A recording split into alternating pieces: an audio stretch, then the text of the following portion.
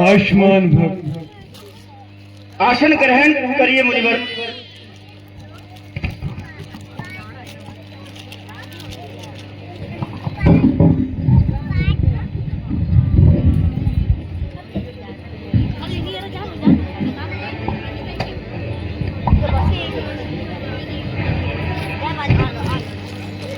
हाँ बेटी गले लगो।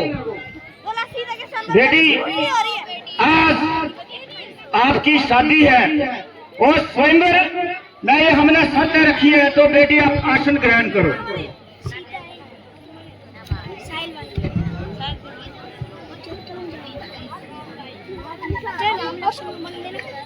हमारी आज खुशी का ठिकाना नहीं है कि आज हमारी बेटी विवाह के योग्य हो चुकी है, और हर माता पिता को यही इच्छा होती है कि उसकी बेटी जब जन्म लेती है तब जाकर के अच्छे पढ़ाई करे और अच्छी जगह उसको वर मिले। यही हर माता पिता चाहता है बेटी, यही हर पिता चाहता है। बेटी सीता का स्वयंवर है। जी महाराज। और हमने दूर दूर देशों के राजाओं महाराजाओं को यहाँ बुलाया है। क्या आपने सभी को न्योता दिया है? जी महाराज, सभी राजाओं को पास न्योता भेज दिया गया है। द्वार खोलो, जाओ और हमारी बेटी सीता को यहाँ लेकर के आओ। नजर करो, नजर करो, छाती को हवार कर चलने वाले कायरों नजर करो। बेटा के नाम को कलंकित करने वाले डरपों को लज्जा करो। आज पता चल गया है कि बेटा इस संसार से प्रकट हो गई है और रघुकुल की सारी लाज जो है हवा हो गई है। आजकल के सूरवीरों से किसी बात की आशा रखना ही बड़ी भारी भूल है, और इन रंगे हुए गीदड़ों को संजना बुद्धि के प्रतिकूल है।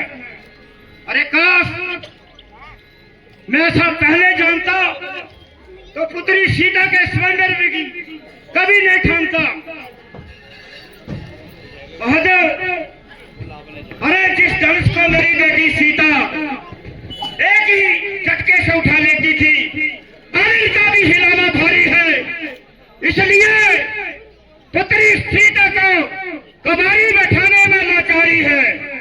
प्रकट हो गई है वीरता संसार में भूमंडल की, ना यहाँ नाम का जल है। गर्ज है ऐसे बादल की, गर्ज है ऐसे बादल की। दुख की बात है किसी से धनुष नहीं उठाया गया। उठाना है हे राम उठो मत देर करो, तुमको शिव चाप उठाना है। बलहीन हुए बलवान सभी बैठे हैं निराशा वान सभी, बलहीन हुए बलवान सभी बैठे हैं निराशा वान सभी, पूरे करके अरमान सभी जन जन का शोक मिटाना है। हे राम उठो मत देर करो, तुमको शुभ चाप उठाना।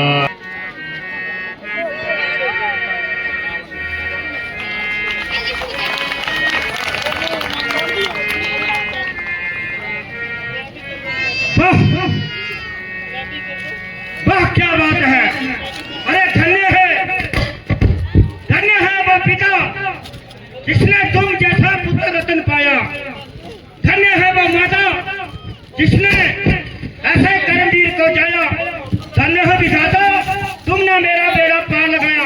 मुनिवर जी मैं आपसे क्षमा मांगता हूँ, क्योंकि मुझे बहुत चिंता सताई जा रही थी कि मैंने पुत्री के विवाह के लिए बड़ी कड़ी शर्त रखी थी और किसी से भी धनुष नहीं उठाया गया। इसलिए मैंने कुछ बुरा बोल दिया हो तो मैं आपसे क्षमा मांगता हूँ मुनिवर। नहीं राजा, तुम्हारा क्रोधित होना स्वाभाविक है। क्योंकि यहाँ अनेक राजा महाराजाए वे सभी इस कार्य को सफल न कर पाए। परंतु राजन, मैं तुमसे पहले भी कहा था, जो विधाता को मंजूर होगा वही होता है। आइए मुनिवर, प्रणाम। चरण पड़ू, विनती करूं, बार बार आप हमारे पास आए। आपके आने से हुआ हमारा उद्धार। बेटी सीता, करो प्रणाम महाराज को। जी महाराज। जल्द ही राजा दशरथ जी, अयोध्या के जो राजा हैं, उनको बुलावा भेजा जाए और वो पूरी बारात लेकर के यहाँ आए, ताकि विवाह की जो अगली रस्में हैं वो निभाई जा सके। जैसी आपकी आज्ञा महाराज। भली भांति जानते हैं कि माता पिता को कितनी चिंता होती है बच्चों की। हर माता पिता यही चाहता है कि हमारा बेटा हो या बेटी अच्छी शिक्षा ग्रहण करे और उसको अच्छा वर मिले। आज मुनिवर जी, आपने हमारी वो चिंता दूर कर दी, जिसकी मुझे बहुत खुशी है।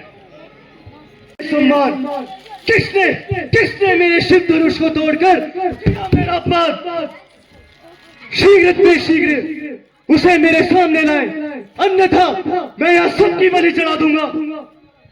मुनिवर जी, मैंने अपनी बेटी सीता का स्वयंवर रचाया है और हमने ये शर्त रखी थी कि शिव धनुष पर जो चिल्ला चढ़ाएगा वही सीता का पति कहलाएगा। महाराज आइए महाराज, आप आसन ग्रहण करिए। बस जनक, बस।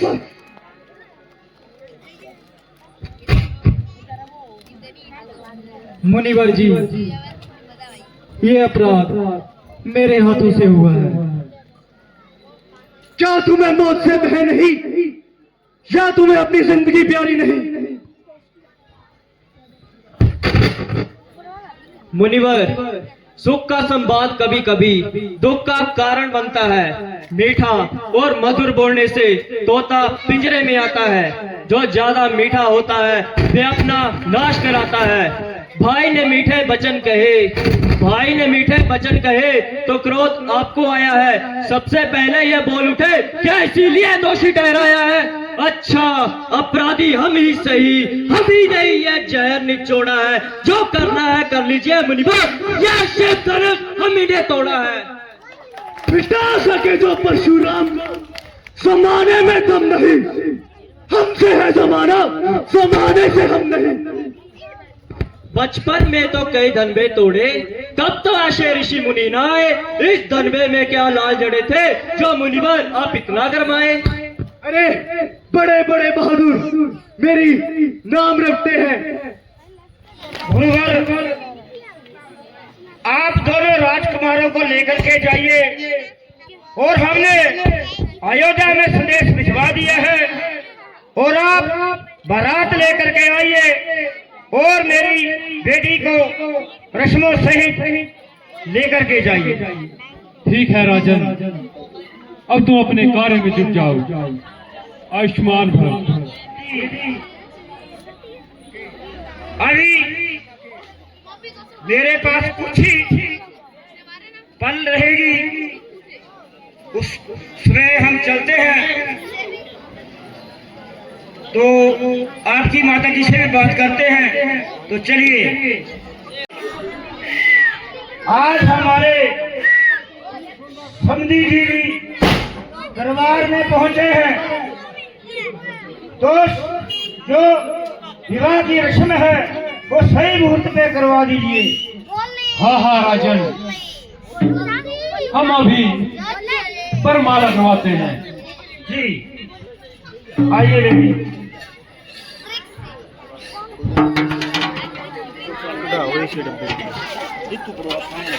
हमारी जो बेटी है वो आज आपकी हो गई है। हमने बड़े लालचा से पाला इसको। आपने इसका ख्याल बिल्कुल ठीक रखना है। मेरा जो कलेजा ठंडी होता है। आप चिंता न करें पंडित जी, आज से आपकी बेटी हमारी हुई, इसको किसी प्रकार का कोई कष्ट नहीं होगा। बिल्कुल महाराज, इसको हमेशा बेटी की तरह रखना, क्योंकि हमने अपने कालजे का टुकड़ा आपको दे दिया है महाराज। अवश्य अवश्य हम। तो चलिए गुरुवर जी, अब बारात को मैं छोड़ के आता हूँ, जो बाप का फर्ज होता है, क्योंकि अभी आपने भी अपनी तैयारियां करनी है।